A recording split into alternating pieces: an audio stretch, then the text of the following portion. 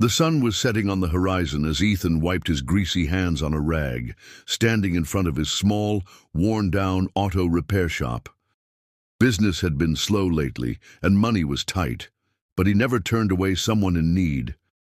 That was just who he was, a man who believed in hard work and kindness. As he was locking up for the day, the roar of a motorcycle echoed through the quiet town. A sleek, black bike wobbled toward his garage before sputtering to a stop right in front of him. The rider, a woman clad in leather, removed her helmet, revealing long golden-brown hair cascading over her shoulders.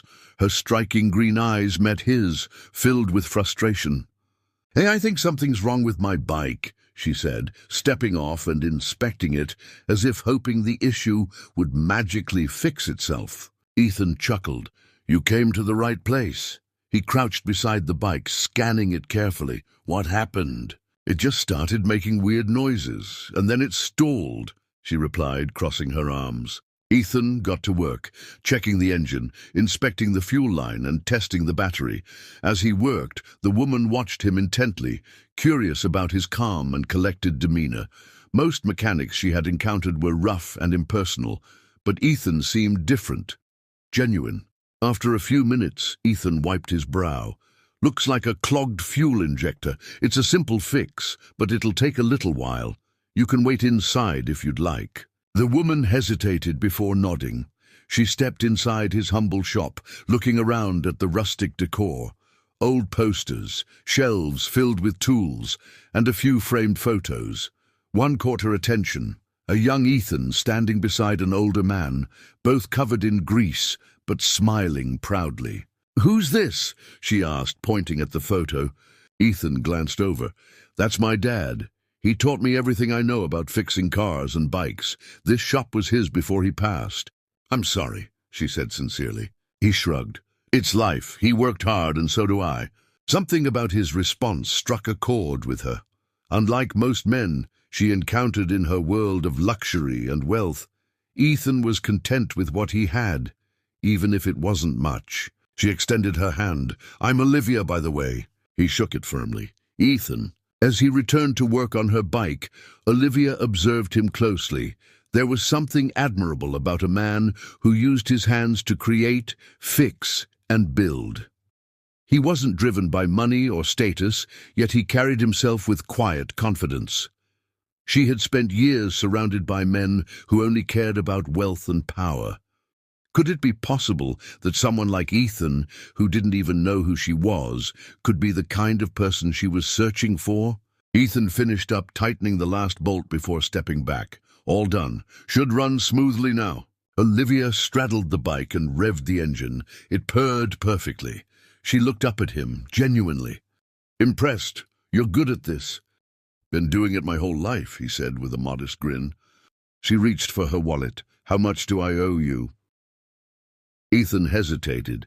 Normally, he would charge at least $100 for a repair like that, but something told him Olivia wasn't just another customer. "Tell you what, consider it a favor. Just promise me you'll ride safe." Olivia blinked, taken aback. No one had ever refused her money before. She had more wealth than she could spend in a lifetime, yet Ethan, a struggling mechanic, didn't ask for a single dime. "Are you sure?" she asked, watching him carefully. He nodded. "Yeah, you look like someone who could use a break." For the first time in a long time, Olivia felt something stir in her heart, something real. She smiled, slipping her helmet back on. "Thank you, Ethan. I won't forget this." She revved the engine and sped off into the night, but her mind was racing.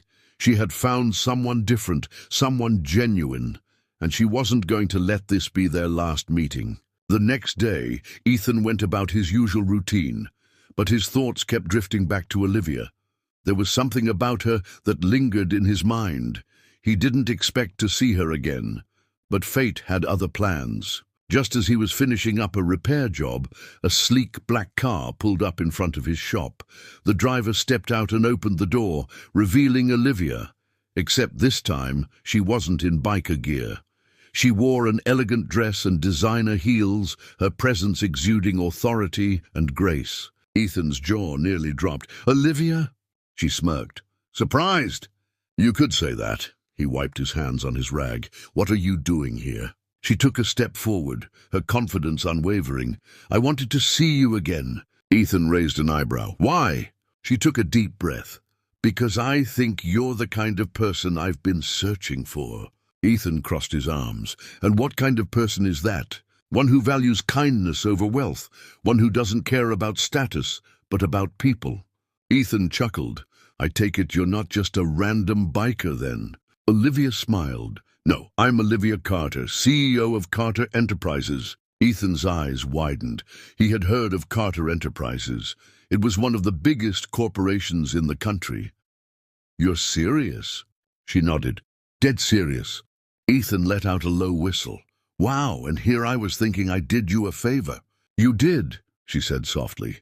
More than you know. I've spent years surrounded by people who only see me for my money. But you saw me as just another person in need of help. That means more than you realize. Ethan ran a hand through his hair. Well, I don't know much about billionaires, but I do know a thing or two about honesty. And if you're being honest with me, then I'd like to get to know you better. Olivia smiled, warmth spreading through her chest. I'd like that too. And just like that, two worlds that should have never crossed found something real in each other. Sometimes fate had a way of bringing the right people together, no matter how different their worlds seemed.